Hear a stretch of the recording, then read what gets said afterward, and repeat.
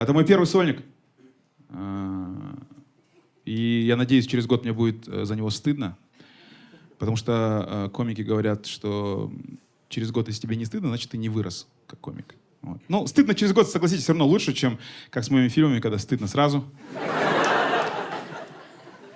Вообще стыд сопровождает казахстанские фильмы на всех этапах создания. Сценарист отправляет сценарий, такой отправить, такой стыдно, блин, это что-то будет снимать, как стыдно. Ну ладно, дедлайны, что делать? Режиссер ворует у Тарантино и такой, стыдно, но кто я такой, чтобы делать лучше, чем Тарантино? Да? Продюсер тоже смету смотрит такой, блин, стыдно на этой машине ездить, надо Порш брать. А пацаны как-нибудь снимут, наверное. Зрители, вот вы тоже приходите в кино и так вот на премьерах часто подходят, говорят, вам не стыдно? Еттарың қайда? Қазақша түсірмейсіңдер ма?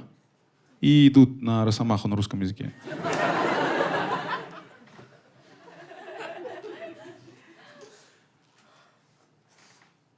Вообще, почему я решил заниматься стендапом? Потому что недавно женился. Кто сказал? Поздно. Да, я недавно женился, и вот теперь иногда хочется одному постоять, поэтому стендап идеально подходит. Не, шучу. Не, я просто соскучился по вот этому чувству, когда, знаешь, говоришь, и в ответ молчат. Шучу, это все шутки. Нет, я, как женился, решил заниматься стендапом, потому что у меня появился человек, на ком можно проверять шутки каждый день. У меня жена вообще молодец. Она... Правда, знаете, вот, когда она не проверяет шутки, она сразу превращается в юмористического критика вот этого. С очень тонким чувством юмора. Я говорю, слушай, вот такая вот шутка. Она говорит, хорошая. Я говорю, вот такая? Она говорит, надо добавить рефрен. А за это тебя отменят, да. И никогда не смеется. Никогда. За вот все время, сколько я проверял шутки, за весь сольник ни разу не смеялась. Я думал, ну, наверное, такой человек. Думаю, шутки, наверное, смешные, просто такой человек. И недавно произошел случай, который заставил меня сомневаться вообще во всех моих шутках. Недавно мы вызываем такси. Я смотрю, кто за нами едет, имя водителя, и говорю, о, прикольно, за нами едет будущий снеговик. Она говорит, в смысле? Я так поворачиваю телефон, и там водитель, его зовут Сухроб. Я не горжусь этой шуткой. Это была просто... Я не ставил на эту шутку. Но она увидела телефон и сделала вот так. Ее, короче, скрутила пополам. 40 минут она в таком положении была. Мы садимся в такси. Она, получается, я сижу, Сухроб и жена, короче. И мы едем уже минут 15, я думаю, сейчас он заподозрит. Мне уже страшно стало. Он еще говорит, вам печка нормальная, не жарко? И я думаю, ну, у меня была мысль сказать, типа, а вам? Ну, я подумал, мы спалимся, если я это скажу, мы точно спалимся. И, короче, мы заходим домой, а жена продолжает смеяться, вот так ложится на диван и говорит, ты не гений! Скажи что-нибудь грустное, чтобы меня отпустило. Я уже почувствовал себя богом юмора на этот момент. Я говорю, грустно? Ты же понимаешь, что Сухроб будет работать максимум до весны. И в этот момент она начала прям кланяться. Я не вру, прям начала кланяться и говорит, ты лучше никогда ничего не придумаешь. Да, я как женился, сразу решил заниматься стендапом, потому что действительно очень много чего интересного. Я как женился, очень много времени провожу в браке просто. И много чего изменилось, я заметил. Например, я заметил, что после свадьбы жена начала классно экономить мои деньги. Я говорю, все классно, но что ты до свадьбы так все классно не экономила мои деньги? Она говорит, ну, если честно, до свадьбы я думал, ты богаче. Я говорю, так я и был богаче до свадьбы. Примерно на одну свадьбу богаче. Просто, честно, я вообще не хотел большую казахскую свадьбу. И я не хотел до последнего. И я всегда говорил родителям, я вел много свадеб в своей жизни, я говорил, ма, у нас так не будет. Они говорят, правильно, это все понты. Мы осознанные родители. У нас будет Все очень просто, без этих понтов. Я говорю, классно. И когда я пришел, реально говорю, все, буду жениться. Она говорит, классно, как ты? Я говорю, 50 человек в Европе. Маленькая свадьба. Она говорит, классно, но здесь надо подумать, что делать с Апашкой, ей же нельзя летать. Она сказала, твоя свадьба — это единственное, что она хочет увидеть до того, как умрет. Я говорю, вы умеете убеждать, хорошо. Хорошо, говорю, ладно, будет маленькая свадьба в Казахстане. Как только родители жены узнали, что будет свадьба в Казахстане, они звонят, говорят, а вы что, делаете свадьбу в Казахстане? Тогда мы делаем хузузату. Мы тогда обязаны делаем хузузату. Как только мои узнали, что будет хузузату, они говорят, сколько у них будет человек на свадьбе? Я говорю, 150. Они говорят, у нас будет 300.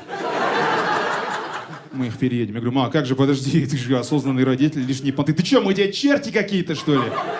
Мы что, сольемся? Мы ко всем ходили на свадьбы. Я говорю, у нас нет столько родственников. Мама говорит, тяни всех, районских тяни, Айдынчика, Азика.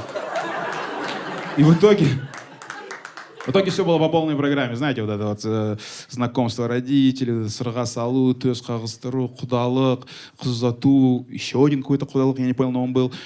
Свадьба. И в итоге, когда мы с женой впервые за 2 месяца остались вдвоем, я ей сказал, точно никого нет, да?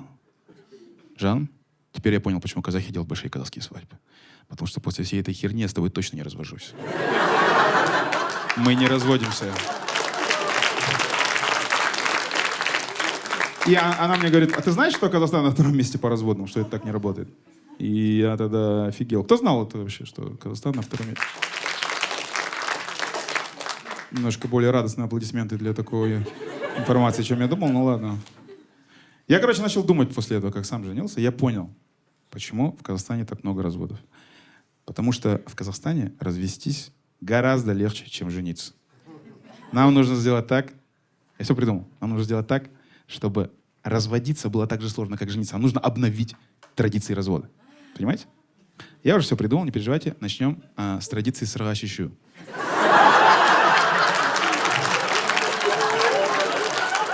Собираем всех, кто был на сырға салу. Тот же тамада, тот же ресторан. Торжественно снимаем серьги. Кстати, сырға шешу очень выгодно делать в течение 2 недель после сырға салу, понимаете, да? Традиция очень понравится невестам. Начинается она по аналогии с салем беру. Невеста в этот раз зовет тех, кого она хочет видеть. Вот с этой позиции салем беру начинается традиция фак курсету. Невеста имеет право, и все должны терпеть. Она терпела 5 минут, потерпит, ничего страшного. По аналогии с бета-шар можно сделать какой-то... Ну, я еще разрабатываю, сейчас еще не до конца готова концепция. Но если серьезно, главная проблема не в этом. Главная проблема, почему у нас так много разводов? Главная проблема — это троюродные татишки. Знаете их, да? Которые залетают раз в 5 лет. Пацану говорят, тебе сколько лет? 15? Бери кредит, женись, ты готов, ты сможешь. Девчонка подходит, говорит, тебе сколько? 14? У тебя 1 яйцеклетка осталась. Ты что, дура, ты не родишь на следующий год? Быстрее, давайте женитесь все.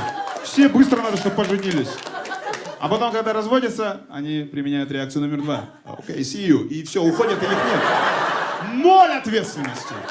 Вот специально таких татешек я предлагаю обновить Уголовный кодекс Республики Казахстан и ввести статью, которая будет называться «Доведение до брака группой лиц по предварительному сговору».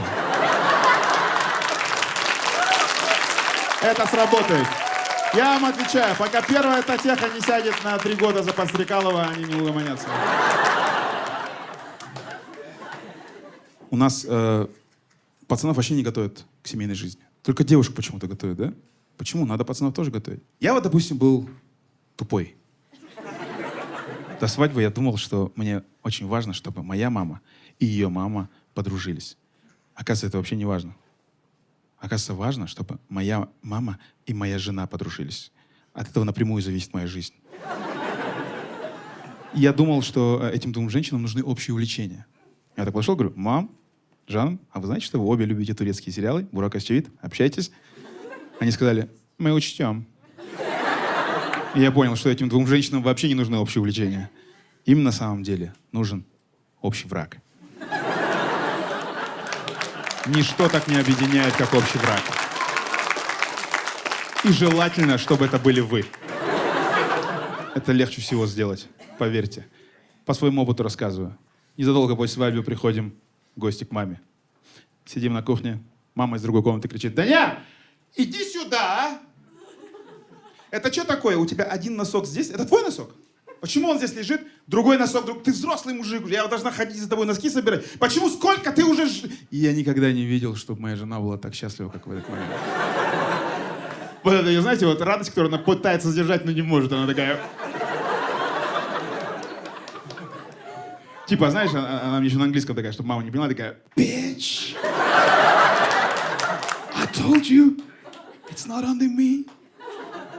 Когда мама это слышала, говорит: «Get him, girl!» И у них... Connect. Wi-Fi сразу поймался, и они начали почему-то синхронно танцевать «All the single ladies». Oh. Я подумал: в такой семье я не выживу, чересчур дружба тоже плохо. Я думаю, в такой семье мне нужен союзник. У меня был план. Я пошел и пахана вещи разбросал. Потому что я надеялся, что они будут на него кричать, а я буду со стороны наблюдать, как мы медленно с ним становимся союзниками. Когда мама это увидела, она сказала: «Даняр, иди сюда! Ты вообще конченый, да? Ты что, еще папины вещи разбросал?» Или ты хотел типа со стороны смотреть, как мы его ругаем, и вы становитесь союзниками? Сынок, это я тебе эту книгу Макиавелли дарила. Ты...